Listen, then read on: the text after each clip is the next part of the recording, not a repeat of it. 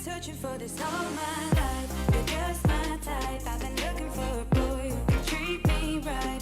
Your dark hair with... Hi, it's me, Jules. Today I'm going to be talking to you guys about types of film. There's a lot of different types of film, and I'm not the most experienced person out there. I'm not going to claim to be, but I have done my fair share of things, and I am technically a professional film actress. There's also some lesser known types of film, like shooting on an actual film camera, which is really cool. So the first type of film is industrial. The first thing I ever did in film, which was a great way to start out, was by doing a disability training video for a school and also some sort of institute, I think. It's kind of used at a few different schools through this one institute that writes the scripts. And I got to do a disability video, which was very special to me considering I have a disability. So I got the chance to play a girl with a learning disability. In that type of a setting, because it was low budget, it was one guy behind a camera, setting up the lights and doing the sound. And also we had a teleprompter. It was 6 people, took 6 hours to shoot, and ended up being about 5 minutes. It was a pretty quick, say your lines, get some wide shots, get some close-up, get some twos.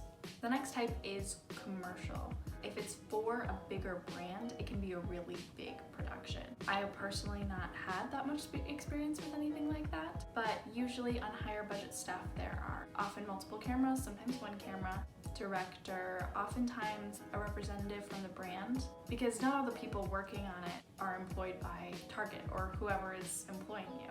So sometimes they just send a representative to make sure everything's going according to the vision. The next type, which is a great way to start out, is student films. Student films are usually low budget productions because they're run by students. It kind of depends what kind of student film and where the film is from. So I've done a few short films that were student films.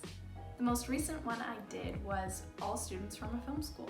We had a director and a DP, which is a cinematographer, a grip, an assistant director, sound guy, a makeup artist, a bunch of people around to be helping hands. And that film had 4 actors in all and 3 main actors. Student films are not usually paid, however they definitely can be, and that particular one happened to be.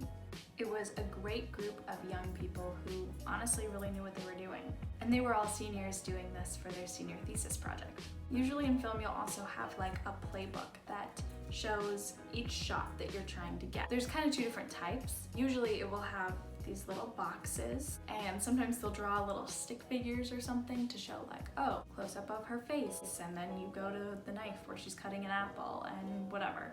So that basically you know how many shots you need to get and what you're supposed to be getting. It also helps you make a schedule and not have to reset up the camera a bunch of times if you're already set up in one position. And that goes for pretty much any shoot. Sometimes they show it to the actors and sometimes they don't. Also, sometimes it's not always shown. Sometimes it's just written out. Take a shot every time I say sometimes. Wow. On some occasions, it will be written out so that the director and the assistant director and the DP know what they're getting. Or web series. There's also voiceover, which usually you're working in a booth, but you're not in front of the camera. The next type of film is just a regular short film, often with professionals, sometimes by people who aren't professional yet but are trying to build stuff up for their own resume and portfolio. I know my favorite film that I worked on was a short film. We had a really small crew. They actually all quit after the first day.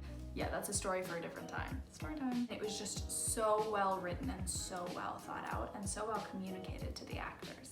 That film had 3 actors in all and 2 main actors. Sometimes short films or films have a very large cast and sometimes it's very small. In that case, they had rented equipment. Usually it is rented unless a school is providing it, or sometimes people own it, but that's not that common. It was rented, we had X amount of time. Oftentimes the places that we're shooting are Airbnbs. Of course, you need all sorts of licenses and permits to be able to film pretty much anywhere. But as long as the owners are okay, that's where you are.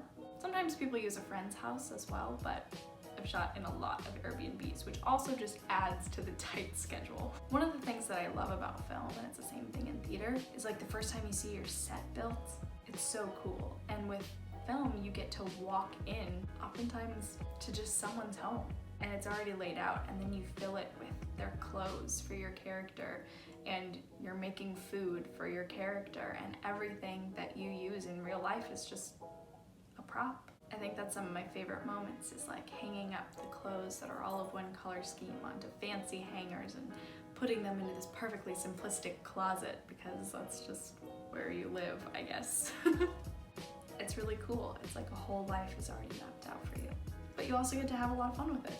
The next type is independent feature films. The biggest difference in feature films are whether they're independent or through a studio, like Warner Brothers or Universal. Independent films are often entered in things like festivals, just like short films would be. They go to places like Sundance if they get really far and succeed. I believe Juno did Sundance and Lady Bird.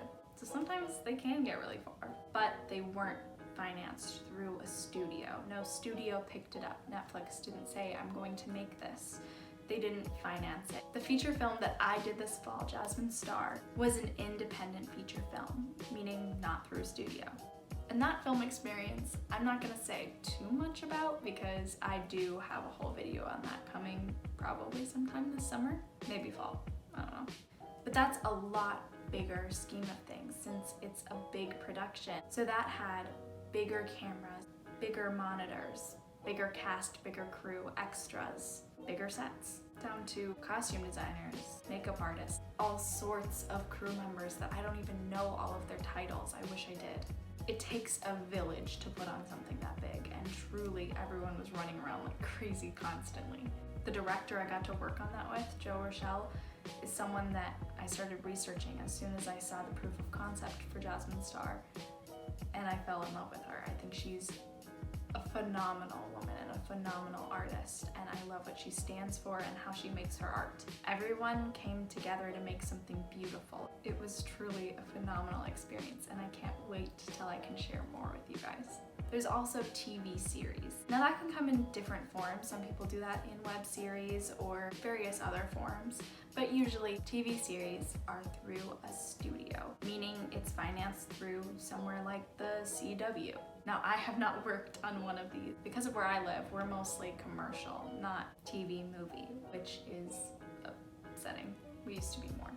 Usually these are higher budget, have big crews, multiple cameras, trailers and or dressing rooms, just a bigger budget, but also a small period of time. Most of those shows are filmed in a week for an episode. And the last type of film that I am acknowledging today to try and give you guys a little bit of insight on is studio feature films. This is not something that I have yet to be a part of, but they are usually a very large scale. Studio feature films will often have a set built for it on a studio lot. It's usually financed through a studio, goes through more stages of casting, and overall has a bigger budget. Oftentimes you'll have a trailer or a dressing room, many more crew members. When you have money to make things work, they kind of just get bigger and bigger. They'll usually have more A-list or B-list celebrities because, well, they can afford them. Money buys things in the industry. That's just the truth of it. And that's all I have for this video. I hope that gave like a little bit of insight as to what they involve. If you have any more questions, always feel free to comment down below or DM me. My socials will be below. Catch you in the next one. You keep me up at night, la-di-da-di-da-di, watching movies.